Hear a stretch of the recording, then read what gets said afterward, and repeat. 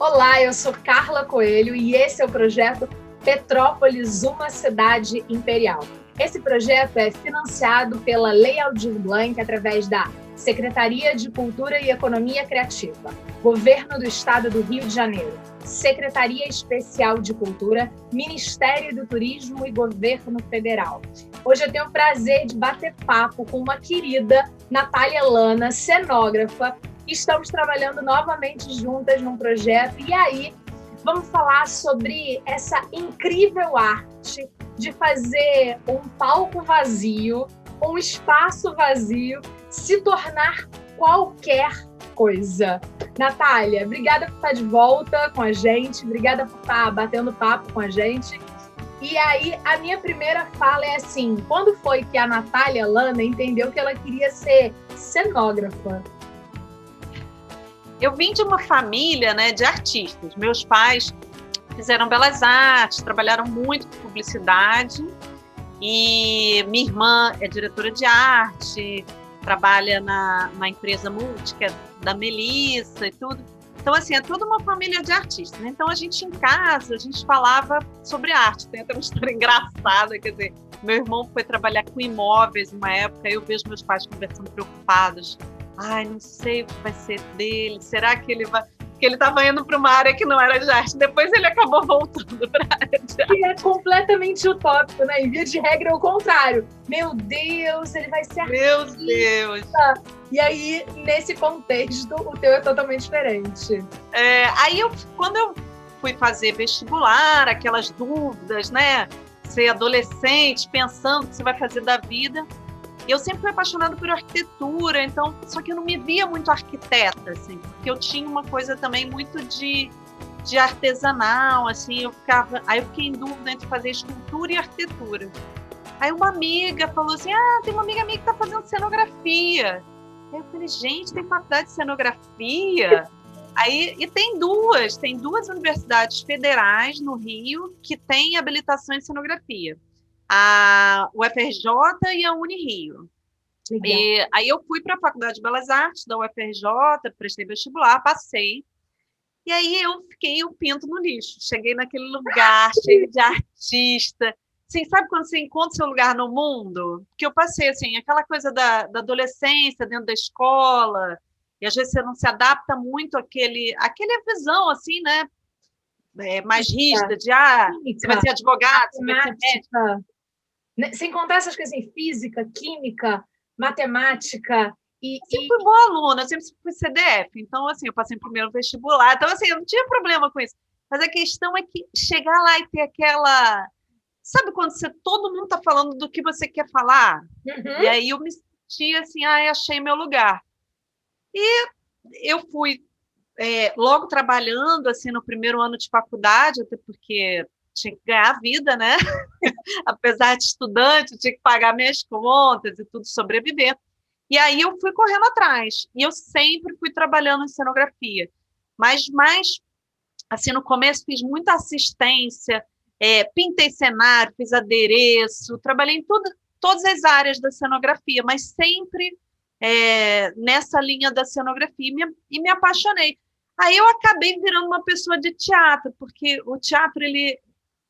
Tem pessoas que nascem assim, tipo, já fazendo teatro como ator, né? Eu não. Eu sou dos bastidores. Eu já fiz figurino, adereço, pintura de arte. Hoje em dia, eu escolho fazer mais cenografia, porque eu sou privilegiada de poder escolher, né? Que você poder escolher o que você trabalha, trabalhar com o que você ama. E aí eu me apaixonei, assim, e tem essa... E agora estou com um novo desafio, assim, de ensinar cenografia, não ensinar, na verdade não é ensinar, mas transformar a cenografia uma parte mais acessível com cenogravando, né? Que a gente tem um canal do YouTube, eu e Marieta Espada, que a gente promove assim, vídeos de cenotécnicos como o André Salles, como o Isaac Tiburcio em São Paulo, para mostrar como é o fazer da cenografia na prática. Legal. Até porque, na verdade, quando um projeto tem recursos, a gente consegue contratar um profissional de renome E aí, na verdade, você está na lista das profissionais mais conceituadas do país hoje em dia, né? Você pode até fazer essa cara de, nossa, não fala isso, Carla, mas é verdade, você já ganhou prêmios maravilhosos. Eu tenho Salvo engano, o cenário do Bibi, não foi? Que você ganhou prêmios uma muito musical, legais. Cor Púrpura. Eu faço muito musical, né? Fiz muito como assistente.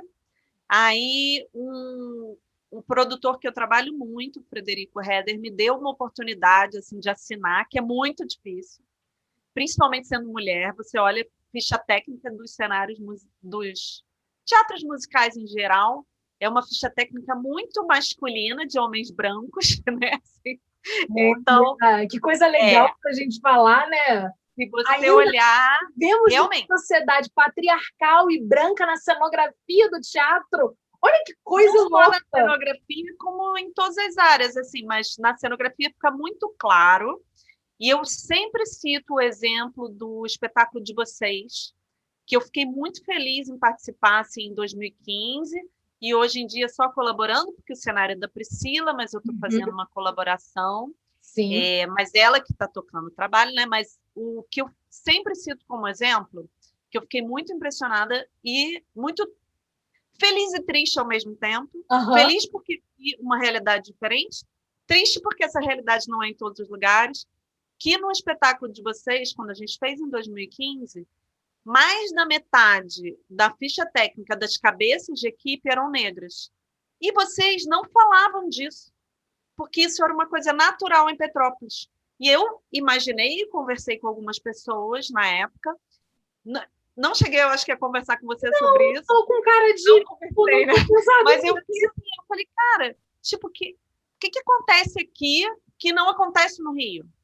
Aí as pessoas me explicaram que o acesso à educação em Petrópolis, a educação pública de qualidade, é para todo mundo. Então, a maioria das pessoas tem o mesmo acesso.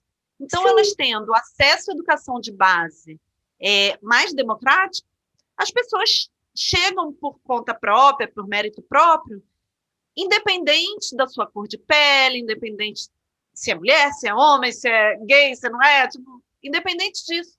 E isso é uma coisa que eu parabenizo vocês, assim, de Petrópolis, por conseguirem fazer de uma forma diferente. Claro que não deve ser em todas as situações, porque vivemos num país racista, né? E a gente tem muitas coisas ainda para melhorar. Só que eu percebi essa diferença. E eu acho que assim a gente vem cada vez mais trabalhando com o profissional que está habilitado para aquele quadrado, e não importa quem ele é. E tem uma coisa muito engraçada, né? A X da Questão Produções e a Comunicação Livre, que é o meu quadrado na área de assessoria de imprensa, a gente trabalha junto e a gente está aqui há quase 10 anos fazendo produção cultural e artes. No começo, trazendo espetáculos prontos, depois criando os nossos próprios produtos, sempre tentando, por meio de editais, para poder ter recursos para poder pagar dignamente todo mundo, e aí a gente vai nesse contexto. Mas nesse olhar, teve um período da comunicação livre que a gente brincava entre a gente, entre a X da Questão Produções, que assim, a gente tinha a Rosane Botelho, que é uma jornalista que faleceu no ano passado, mas ela tinha esclerose múltipla. E aí a gente sacaneava e falava, nossa, a gente tem a cota esclerosada. E aí a gente tem o Vitor Matos, que é assessor de imprensa desse Petrópolis, uma cidade imperial, e que ele é homossexual. E aí a gente falava, temos nossa cota GLBTQIA+. E aí eu sou gorda, todo mundo de casa está vendo, todo mundo que está assistindo a gente. E eu falava, graças a Deus, cumprimos a cota da gordofobia. E aí, para Maurício não ficar fora da nossa brincadeira sobre essa mania da gente, né, social, de rotular as coisas e dos nossos múltiplos preconceitos, aí eu falava, ainda tem Maurício, que é uma cota careca. E aí a gente comentava essa questão social dentro do nosso trabalho em arte para poder entender que as pessoas são diferentes e que o que verdadeiramente importa é cada um cumprindo a sua demanda para produzir um material de qualidade para o público final. Então, assim, Claro. dentre os nossos artistas negros, né, a gente tem o Ariel Barbosa, que é fantástico, que participa, por exemplo, de um coletivo popular em Petrópolis que se chama Denegrindo, né? E é muito legal, porque é nesse contexto que a gente segue. Não, e usa as palavras, e a gente acaba usando as palavras de uma forma muito natural, né? Tipo, denegrir é uma palavra horrorosa, né? É horrorosa. E eles usaram o denegrir para isso, para mostrar isso, maravilhoso, para mostrar a palavra, o quanto a gente utiliza sem cuidado, sem respeito às nossas raízes. Porque, no final das contas, né, todo mundo é uma grande miscigenação. Não existe mais no Brasil alguém que não tenha na sua ancestralidade povos originários e africanos. Então, não importa se do lado de cá tem uma jornalista completamente pálida e branca, de cabelo louro, porque lá na minha ancestralidade, com certeza, tem um índio. Não é à toa que eu uso, e muito, a minha semente de pau-brasil da tribo dos Pataxós. E aí, mas você não é de origem europeia? Meu pai era português, mas e daí? Né? Eu gosto mesmo da minha semente de pau-brasil. E aí, continuando falando de cenografia, quando você fez com a gente o Petrópolis, uma cidade imperial, foi um desafio muito grande, o de 2015, né? No que diz respeito a tempo, que eu acho que é uma coisa que você esbarra sempre, ou você consegue trabalhar com prazo? Você já fez algum tempo? Muito raramente, até porque, assim, para você, eu vivo de cenografia, eu comprei essa casa com cenografia, eu pago as minhas contas com cenografia, tipo, cenografia é o que me faz, sim, viver no sentido de sobreviver, né, de todas as coisas. Material e emocional. A cenografia, além dessa paixão, é também, assim, minha fonte de renda, né, meu trabalho. E aí eu nunca consigo fazer um projeto só. Por exemplo, agora, nesse ano de 2021, a gente está aí na metade do terceiro mês. Isso. Eu estou envolvida em 9 projetos, 10. Fora que eu ainda, no canal do YouTube, eu ainda lanço uns vídeos que eu não contabilizei nesses projetos. Então, assim, a gente lançou 3 séries importantes esse mês, então, assim, Então, realmente, eu sempre estou trabalhando muito. Eu acho que eu perdi um pouco a pergunta. Você perdeu, mas o detalhe é entender o seguinte, né? Na área de cenografia, a primeira coisa, tem trabalho ao tempo profissionalizar. Isso é legal. Primeira fala, eu acho que é ótima. Dá para poder viver de cenografia, dá para poder viver de artes. Tem que se empenhar o tempo todo. Não é verdade? E estudar o tempo inteiro. Por exemplo, nesse ano da pandemia, né? Começou em 2020 e está continuando por esse ano, infelizmente. Quando Deus quiser. Eu aprendi muita coisa, muita coisa. Eu tive um grupo de estudo para estudar um programa chamado Capture, que é um programa 3D que os iluminadores usam. Aí eu soube que uns amigos iluminadores estavam fazendo um grupo de estudo desse programa. Aí peraí, deixa eu entrar aí. Aí me infiltrei como cenógrafa no grupo dos iluminadores, aprendi esse programa. Então, eu já fazia 3D, já apresento meus trabalhos meus projetos, né, em 3D há muitos anos, mas agora está cada vez melhor, assim, está com luz. Aí eu teve esse canal no YouTube que é novo, mas está com, tipo, eu não sei quantos inscritos a gente tem, mas tem acho que 1.300 inscritos, assim, em menos de um ano de canal. Eu aprendi a editar, então eu que edito, a gente que grava, a gente faz a arte, eu e Marieta. Então, assim, a gente vai fazendo, vai aprendendo, e isso tudo eu levo para o meu trabalho. Tipo, eu apresento hoje em dia os meus trabalhos em vídeo, porque quanto mais realista ficar a apresentação, o diretor vai entender melhor. Você não tem tempo no teatro. Hoje em dia, quando eu comecei a fazer cenografia, você ficava 2 semanas montando no teatro. Hoje em dia, você fica 3 dias, 2 dias, já está aí no meio às vezes um dia, às vezes uma tarde. Então, se você não tiver um projeto muito embasado, que a pessoa não chegue lá e fale assim, não entendi que era isso. Não, a pessoa sabe o que ela está comprando. Porque isso é um produto, né? A cenografia é um produto, como uma camiseta, como um colar. Você não vende um colar se você não mostrar o colar. E aí eu acredito nisso, que você tem que cada vez e aí detalhar. Eu tenho um trabalho assim, muito grande de detalhamento de projeto de planilha, de logística, porque tem muita coisa, essa, esse mito assim, trabalhar com arte é tão divertido, né? Não, trabalhar com arte é sério, é sério. A gente trabalha muito. Eu tenho amigas assim, advogadas, médicas, fonoaudiólogas, não sei o quê. Eu sou a que mais trabalho, eu não tenho dúvida disso, e elas também falam. Eu falo, cara, Natália, a gente nunca imaginou. Sim, eu sou sempre a última. Hoje em dia não, porque as shows A são gente todas não online, sai. né? Mas eu sempre era a última a chegar na festa. Eu chegava na festa para ajudar a arrumar as cadeiras, sabe? Porque era a vida, né? Assim, minha vida de cenógrafa é essa. Mas. Eu entendo e comungo muito bem, porque em via de regra as pessoas falam comigo assim: nossa, Carla, você trabalha com coisas deliciosas. Você trabalha com TV, você trabalha com assessoria de cinema, você trabalha com produção de teatro. Gente, isso é muito delicioso. Aí eu, às vezes, penso assim, gente, o Petrópolis, uma cidade imperial, por exemplo, que eu estive lá nas 15 apresentações, eu, Carla, não consegui assistir nenhuma vez o espetáculo inteiro. Ah, Porque imagino. tinha alguma coisa, alguma demanda ali no meio da apresentação, ou no começo, ou no meio, ou no fim, que eu não estava ali. Quantos foram os shows que a gente realizou que eu não consegui assistir uma música inteira? Mas, nossa, mas você...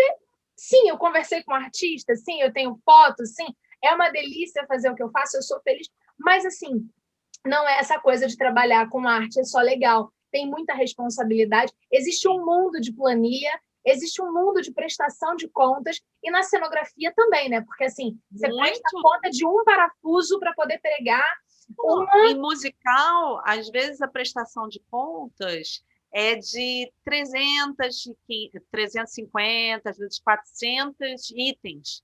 Então, foram 400 lojas que você foi, comprou não sei quantos itens nessa loja, pediu nota dessa loja e prestou contas. Então, assim, é uma demanda da cenografia. E aí, puro glamour. falando do nosso Petrópolis, uma cidade imperial, a gente, e de outros projetos que você queira agregar nesse mesmo contexto, a gente contou uma história de uma cidade passando por um período muito grande, né? Aqui a gente contou lá desde 1800 até 2000 e pouco, então é quase 200 anos, porque a gente estava lá desde os tropeiros até chegar nos dias atuais. E aí eu queria que você me falasse um pouquinho sobre como é que é conceber um cenário que pode ser, pode conseguir e vai conseguir. E no caso do Petrópolis, uma cidade imperial dos 2015, ele conseguiu muitíssimo bem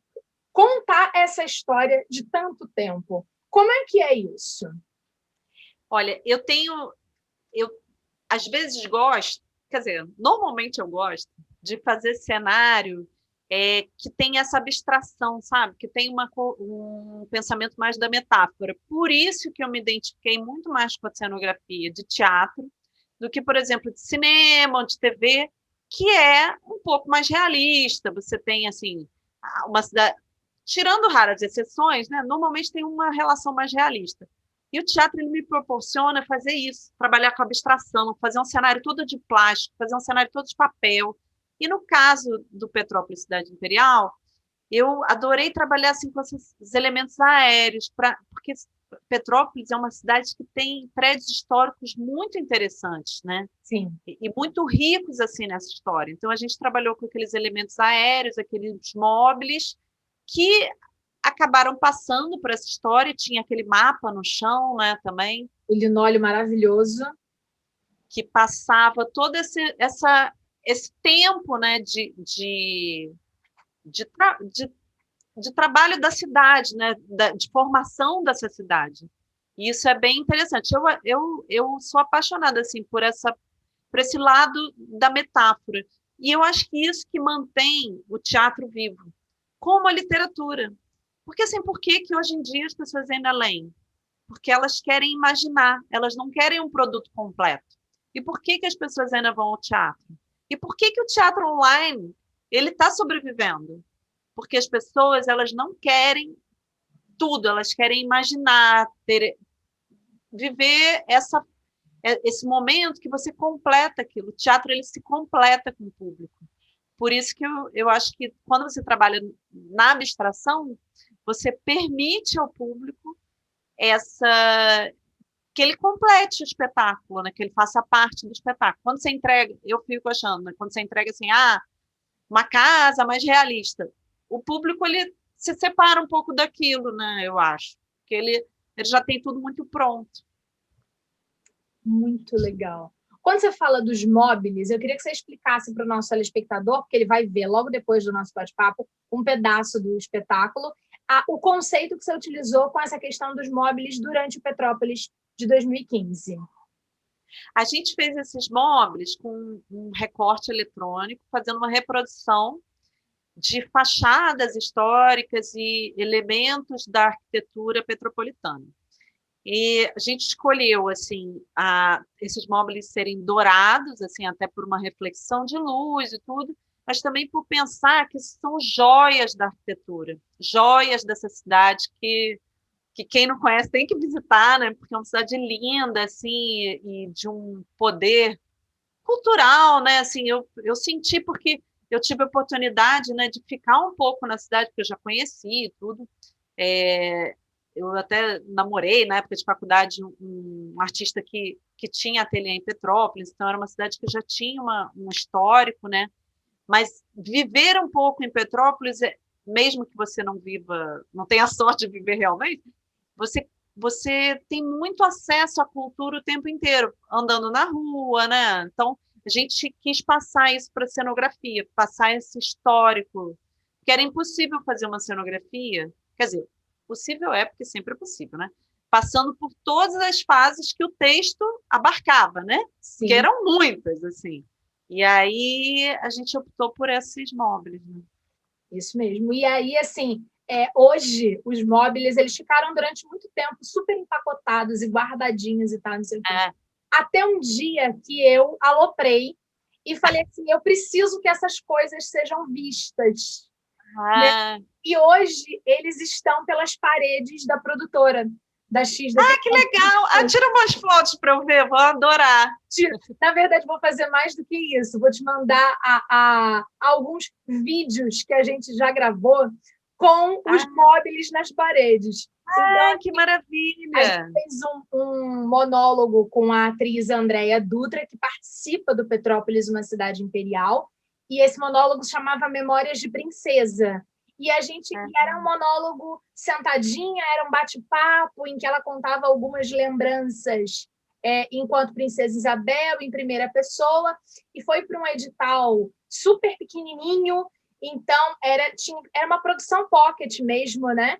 E aí a gente colocou a Andréia sentada com um figurino de Princesa Isabel, que é pautado na coleção da Gessler, que é a coleção lá da época de 1870, bem as roupas que a Princesa Isabel usava.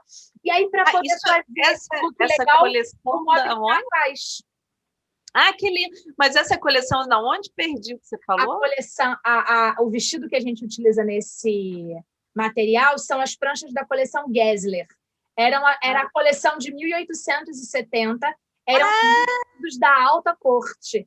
E a gente recebeu essas pranchas, né? A imagem dessas pranchas do Museu Imperial, por conta do nosso projeto lá no museu, que é o Sarau Imperial. E sempre que a gente vai fazer um figurino de época lá de 1800 e pouco, a gente usa um modelo dessa coleção. Porque gente, que maravilha! Réplica, né? Não é uma réplica, mas a gente já tem o desenho do figurino. Então, hoje a gente tem na produtora pelo menos uns 10 vestidos que são assim completamente pautados nesse desenho de 1800. Então, a gente trabalha com essa riqueza nos nossos produtos em primeira pessoa, quando os nossos artistas estão interpretando de fato, né? Eles estão imbuídos. Sou a Princesa Isabel. Então, usam o figurino lá da época, o mais próximo possível, seguindo questões muito interessantes. Por exemplo, a gente só usa cores em que, em algum momento dos livros, a gente consegue entender que eram muito bem usadas. Então, por exemplo, a Princesa Isabel, a gente tem vários registros que ela usava bastante azul. A gente entende que a questão do verde, que era a cor que está dentro da coroa e tal, então a gente tem um vestido verde. Várias pesquisas falam que o vermelho era considerado uma cor de riqueza, então a gente tem era um vermelho, pigmento muito caro, né? Isso, então a gente tem um vestido que tem vermelho, e assim, aí eu volto para o nosso papo para falar o seguinte: a cenografia também tem muita relação, não só com a história que você vai contar, mas com toda a história nacional e mundial, né? Porque tem que entender o período que está vivendo. Para cada projeto, você se aprofunda naquele período histórico que está se contando. Como é que você faz essa pesquisa para, então, pensar no cenário, na parede, no mobile? Ou então, por exemplo, como nós fizemos, uma carruagem de tamanho quase que original, um trem gigantesco que entrava no teatro, e essas coisas. Olha, eu tenho um processo que você acaba criando metodologias de trabalho, né? Claro. Eu primeiro pesquiso o texto, assim, o roteiro, né? Para entender o que está sendo falado, o que está sendo contado, ou as músicas também. E aí vou para uma pesquisa visual. E quando eu falo pesquisa visual, às vezes não é só visual, é de som, de cheiro, sabe, de luminosidade. É uma viagem, é a parte mais gostosa do processo. Você fica lá vendo várias... E aí eu vou caçando as conexões. Às vezes, assim, tipo, teve um cenário que eu criei que eu me inspirei no espelho quebrado. Aí fui muito para essa onda do espelho quebrado. Tem outro que eu me inspirei no vento, aí fui muito na onda do vento. Então, assim, é uma coisa assim, dizem que é difícil artista, eu acho que cenógrafo, então, vai ser difícil ter Alzheimer, né? Porque a gente vive com as conexões mais loucas. E que funcionam. Só que o que você perguntou, achei super interessante você perguntar assim, que, como assim, eu sou uma mulher brasileira com a minha realidade criando aquilo. Então, isso é imbuído no meu trabalho, não tem como fugir. Tem uma quadrienal de cenografia que é muito interessante, que é a quadrienal de cenografia de Praga, que começou no Brasil, eu não sabia, e começou no Brasil, olha que doido. Se você quiser saber mais dessa história, a gente está preparando um vídeo para o Cenogravando sobre essa quadrienal. E é muito interessante, você vai lá, você vê artistas do mundo inteiro, e você entende que tem um perfume ali do país naquelas criações. Por exemplo, o leste europeu, normalmente, são cenários muito escuros, muito pesados, assim, com muitos elementos, sabe, meio assim, diferente.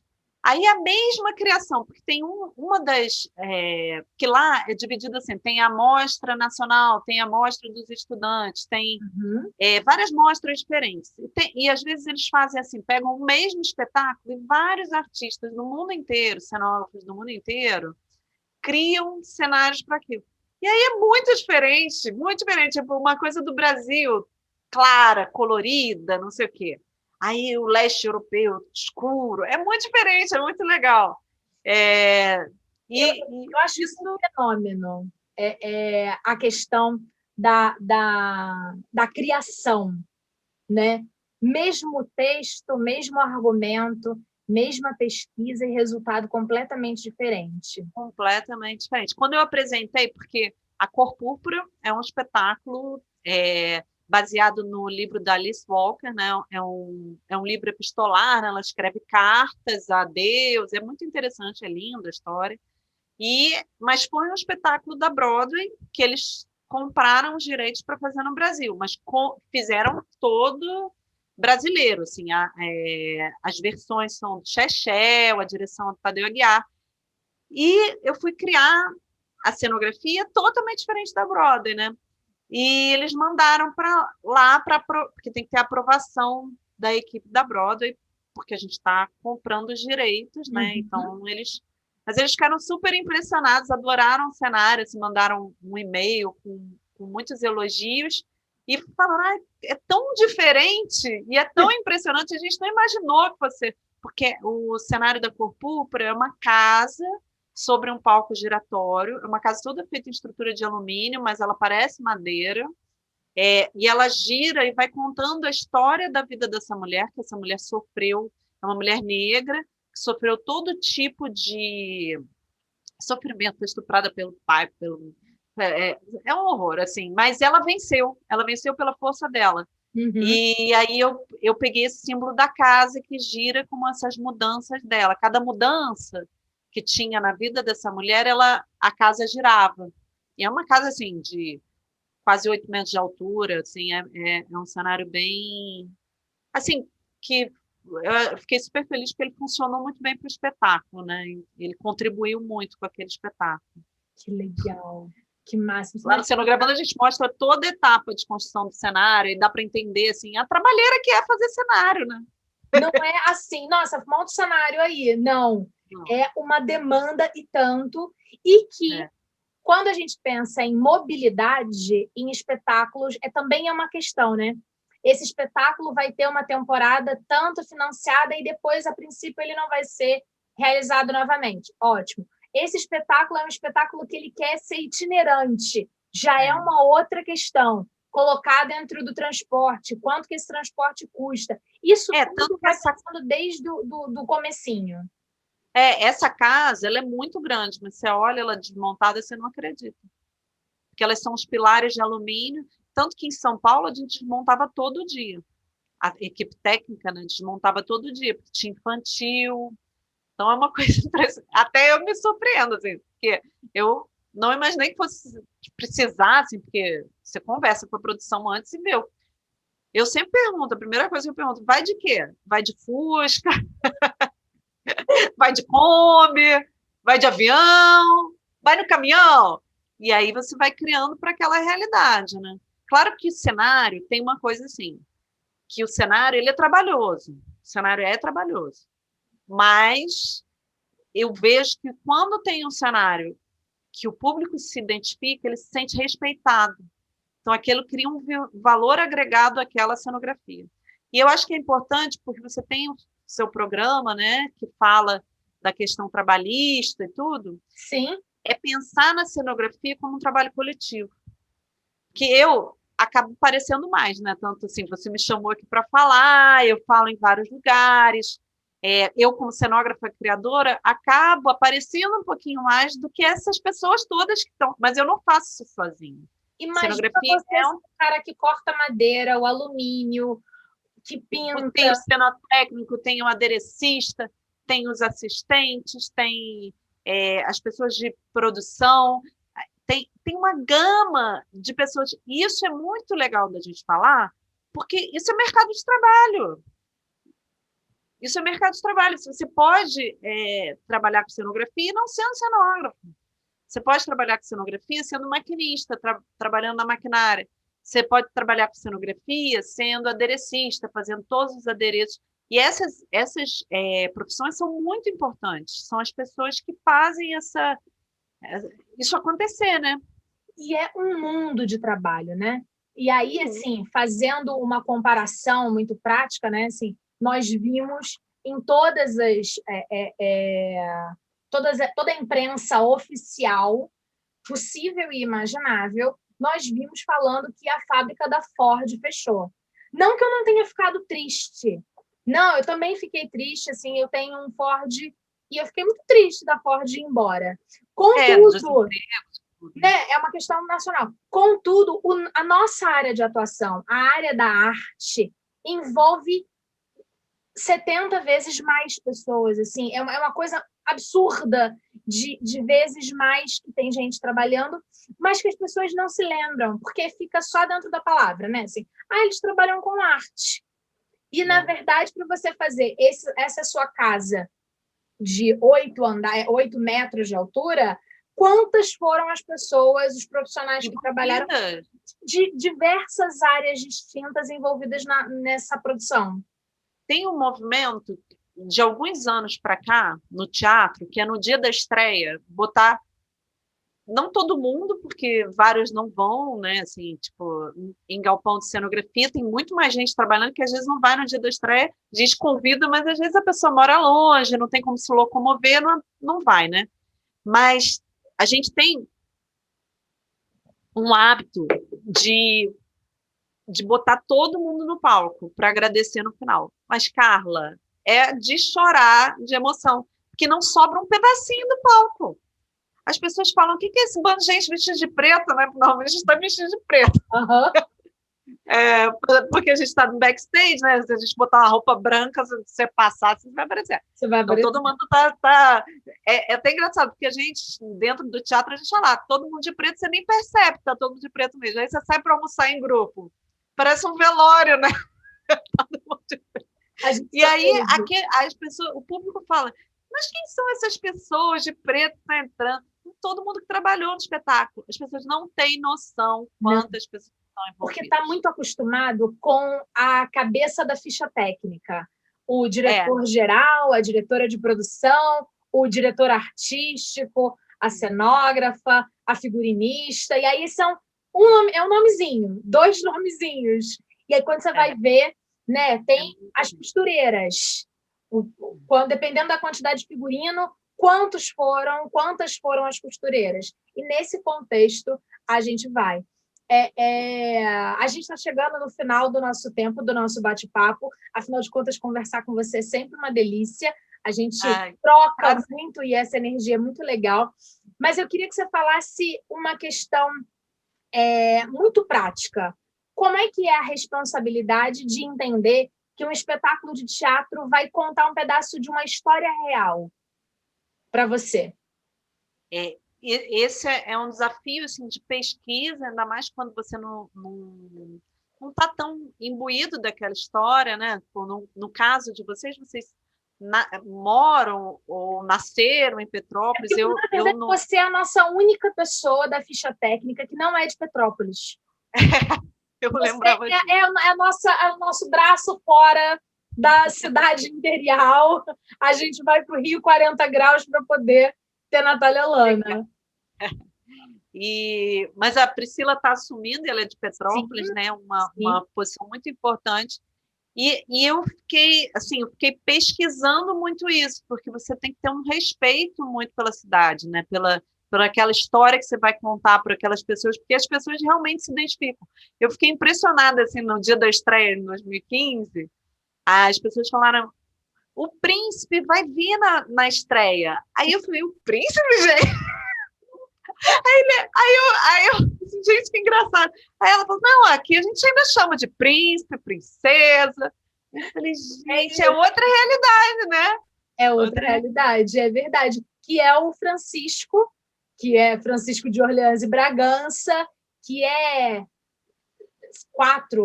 tetraneto, né, da Princesa Isabel. E aí ele mora aqui, é dono da Tribuna de Petrópolis, que é o maior conglomerado de imprensa ainda da cidade. E aí você fica essa coisa, né? O príncipe vem assistir o espetáculo, né? A gente há pouquíssimo tempo atrás, final de 2019 ou então início de 2020, porque eu me perco no tempo com esse um ano sem fazer o Sarau Imperial, eu estou razoavelmente perdida. Mas tem pouquíssimo tempo, o príncipe assistiu o Sarau Imperial, que tem a Princesa Isabel e tal, não sei o quê. E foi interessantíssimo. E além do nosso aqui, né, Petropolitano, que é o Francisco, nós recebemos o Dom Manuel também. E ele é bisneto, ou trisneto da Princesa Isabel. E aí ele tirou uma foto com a Andréa Dutra, que interpreta a Princesa Isabel, e ele ficava falando com ela assim, Bisa Bebel, vem aqui, vem. E para a gente era muito interessante, porque nós estávamos ali enquanto uma produtora de teatro, respeitando o máximo possível, mas ele estava olhando para a nossa atriz e falando, vem aqui, Bisa Bebel. E em um momento eu falei assim, gente, eu acho que ele está se deixando levar por aquela fantasia. Por aquela fantasia que está virando um pouco de verdade dentro dele. Né? Afinal de contas, a Andréa Dutra, quando faz o visagismo e coloca cabelo, a maquiagem, a coroa e aquele vestido, ela fica muito próxima do que a gente tem de registro fotográfico da Princesa Isabel. Então, por que não deixá-lo experienciar, viver essa experiência, né? De achar que a gente Isabel valorizar a nossa história, né? Valorizar e rever sempre, né? Porque a história é contada, cada momento que você conta aquela história, ela é uma outra história, né? Hoje em dia a gente tem uma compreensão da Princesa Isabel totalmente diferente do que eu tinha quando eu estudava na escola, né? Assim, a gente tem que entender, assim, de uma forma crítica no lado positivo, né? Sim. Que a história ela é viva, né? Respeitar, assim, as qualidades, né? Porque... entender que era um ser humano. Era um ser humano. Atrás da coroa há um ser humano. É isso. E é isso que a gente quer mostrar um pedacinho nesse nosso Petrópolis, uma cidade imperial de 2021. E eu termino o papo de hoje com você agradecendo de verdade por tudo que a gente pôde compartilhar para falar sobre a questão da construção da cenografia numa forma geral. E a gente termina esse papo de hoje, então, com um pedaço do Petrópolis, uma cidade imperial, que você criou todo o nosso cenário. Obrigada, Natália, foi um grande prazer. Obrigada pelo convite, fico muito feliz. Quero voltar quando acabar essa pandemia a Petrópolis, reencontrar vocês e ver esse movimento lindo que está sendo feito de arte em Petrópolis, de acesso à arte, porque eu vi, assim, em 2015, a plateia era muito diversificada, muito assim, pessoas que nunca tinham pisado num teatro, pessoas que estavam ali já com uma constância de ir ao teatro. Isso é muito importante para a gente manter o teatro vivo e também para as pessoas se modificarem, porque o teatro modifica a gente, né? Com certeza. O teatro é uma delícia. Obrigada. Um beijo grande. Muito obrigada. Você agora fica com um pedaço do Petrópolis, uma cidade imperial de 2015, para você ir se preparando junto com a gente para, em breve, essa nova versão. Até lá. Tchau, tchau. São os novos tempos. Respiramos ar gelado aqui da serra. Liberdade, liberdade, abre as asas sobre nós, das notas na tempestade, na canção.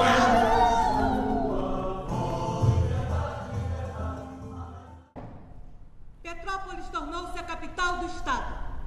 A cidade cresceu. O Palácio Rio Negro será a nova sede do governo.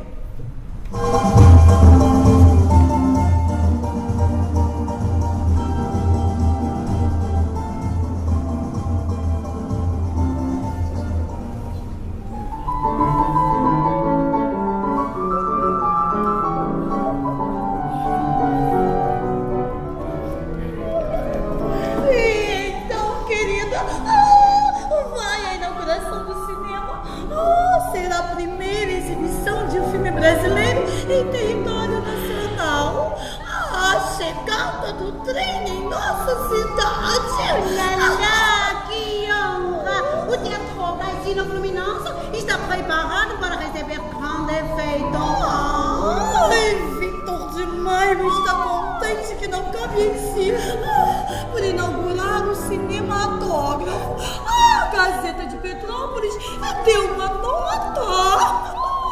Eu não aguento esperar que chegue a hora. Vamos nos preparar.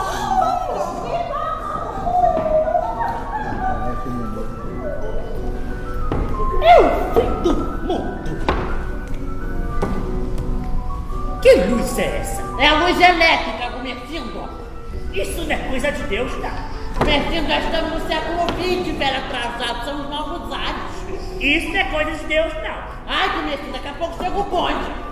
O bom quê? Deixa pra lá, Gumercindo, pra mim, velho atrasado. Vai embora, Gumercindo. Deixa eu viver, é o fim do mundo. Nossa cidade está ficando realmente importante no cenário da política nacional. Ontem o Barão do Rio Branco assinou aqui o Tratado de Petrópolis. Que é isso? Mas tu é burro mesmo. Como foi que você elegeu? O tratado prevê a anexação do Acre ao território nacional. É importante isso? Muito importante. Imagina! Muito importante. Imagina! Vocês já viram os novos palacetes que estão sendo construídos por todo o centro da cidade? Os veranistas estão chegando cada vez em maior número e mais ilustres. Eu posso ver ao longo do tempo os presidentes da República passeando pelas nossas ruas. Ontem mesmo eu vi o Marechal Hermes da Fonseca no corredor. Ele deve estar preocupadíssimo com esse casamento com a tal da Anaís de Tefé. Ouvi dizer que, pinga fogo. Mas olha que maravilha esse casarão. Parece até que estamos na França, na Europa. É um privilégio morar aqui, espalhar a música pelas ruas da cidade. E a poesia? Cidade de poesia, gente. Petrópolis é uma poesia. Os coretos, as ruas verdes, as cachoeiras, a simpatia dos petropolitanos, aquelas pontes vermelhas e a natureza exuberante. Conta pra mim, conta aí. Tem cidade no Brasil com arquitetura tão bela e exuberante como aqui? Não há. Mas olha, no futuro, essa cidade vai ficar conhecida mesmo pela sua música. Hein? Música? Sim, música. A cada dia que passa, nascem músicos maravilhosos nesse lugar. Mas olha, o que você acha que tá lendo? É lua cheia. Ataca! Não há, gente, ou não, luar como esse no verão. Não há, gente, ou não, luar como esse do sertão. Ai, meu Deus, que saudade! Ai, que saudade do luar da minha terra. Lá na serra, criando folhas secas pelo chão. Este luar, cada cidade tão...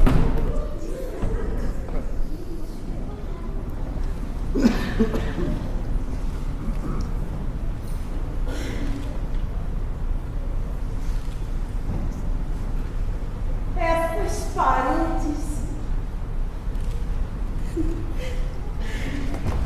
Esses degraus. Quanta vida eu vivi.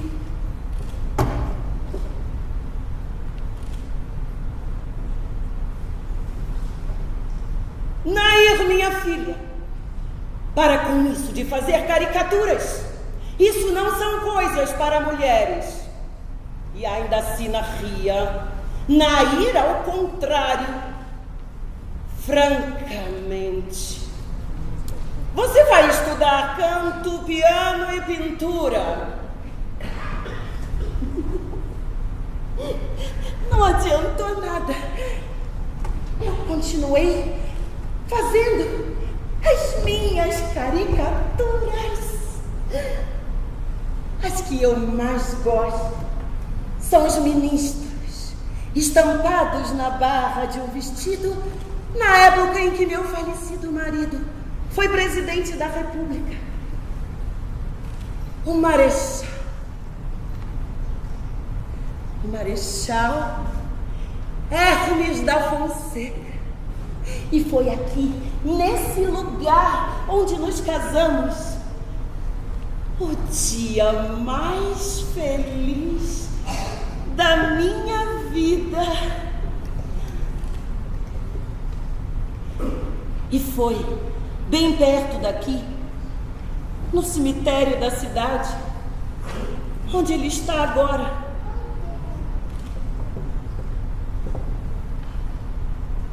O dia mais triste da minha vida.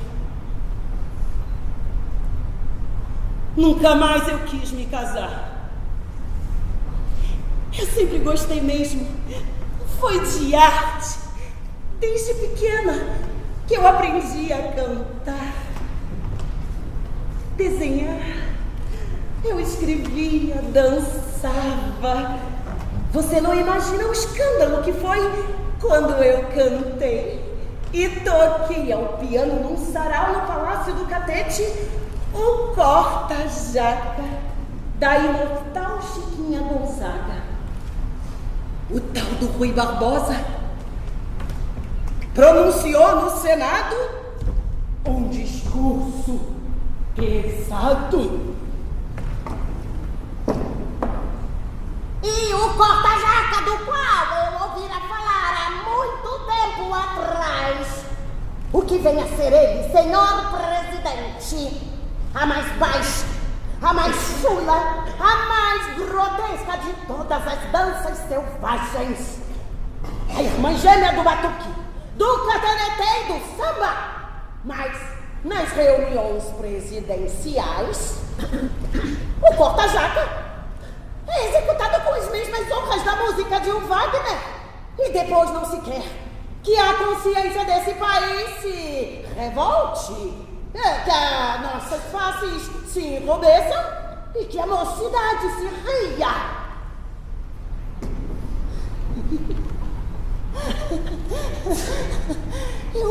Eu me diverti muito e fiz muitas caricaturas do Rui. Mesmo em uma república careta, eu fui pra Frentex. Quando eu voltei pra Petrópolis, o que eu mais gostei foi ter criado a trupe de teatro Rian. E montei muitas peças de teatro para ajudar na construção da Catedral de Petrópolis. Ah, Petrópolis, como eu gosto daqui. Quando eu voltei para cá, eu me dediquei às letras e criei a Academia Petropolitana de Letras.